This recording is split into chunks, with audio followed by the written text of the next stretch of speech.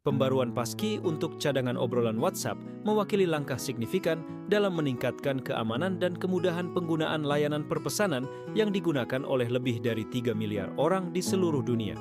Diumumkan secara resmi pada 30 Oktober 2025 melalui blog resmi WhatsApp dan situs Meta, fitur ini membangun atas inovasi enkripsi end-to-end yang pertama kali diperkenalkan pada 2021. Sebelumnya, pengguna diharuskan membuat password atau menyimpan kunci enkripsi 64 digit yang rumit untuk memulihkan riwayat obrolan di perangkat baru yang seringkali menimbulkan tantangan praktis dan risiko kehilangan akses. Dengan Passkey, proses ini disederhanakan menjadi autentikasi biometrik atau kode layar bawaan perangkat, memastikan bahwa kunci kriptografi pribadi tetap aman di dalam perangkat tanpa pernah dikirim ke server eksternal. Mekanisme kerja Passkey melibatkan integrasi dengan pengelola kata sandi bawaan perangkat, seperti Google Password Manager pada Android yang menyimpan kunci secara aman. Saat cadangan dibuat, data obrolan, termasuk pesan, foto, catatan suara, dan media lainnya, dienkripsi end-to-end dan disimpan di cloud, seperti Google Drive atau iCloud. Untuk memulihkan, pengguna cukup mengonfirmasi identitas melalui sidik jari, pengenalan wajah, atau kode layar, menghindari kebutuhan mengingat kode panjang yang rentan hilang atau dicuri. WhatsApp menekankan bahwa ini bukan hanya peningkatan kenyamanan, tetapi juga keamanan fundamental karena tidak ada pihak ketiga, termasuk WhatsApp sendiri, yang dapat mengakses data tanpa autentikasi pengguna.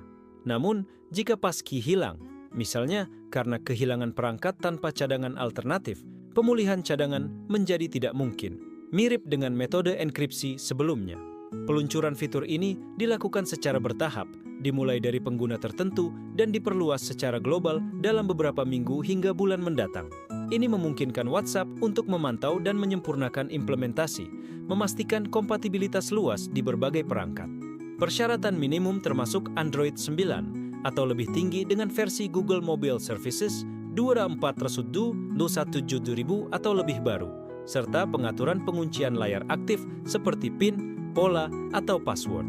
Untuk iOS, fitur ini terintegrasi dengan Touch ID atau Face ID bawaan, tanpa spesifikasi versi minimum yang disebutkan secara eksplisit, meskipun dukungan Passkey WhatsApp untuk login akun sejak 2023 menunjukkan kompatibilitas dengan iOS terbaru.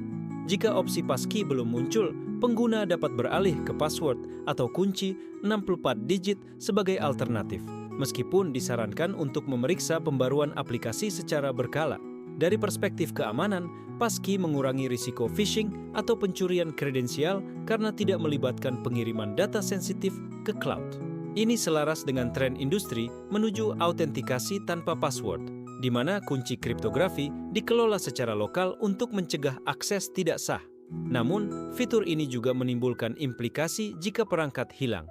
Tanpa akses ke biometrik asli, cadangan tidak dapat dipulihkan, dan WhatsApp tidak menyediakan opsi reset atau pemulihan dari pihak mereka untuk menjaga prinsip enkripsi end-to-end.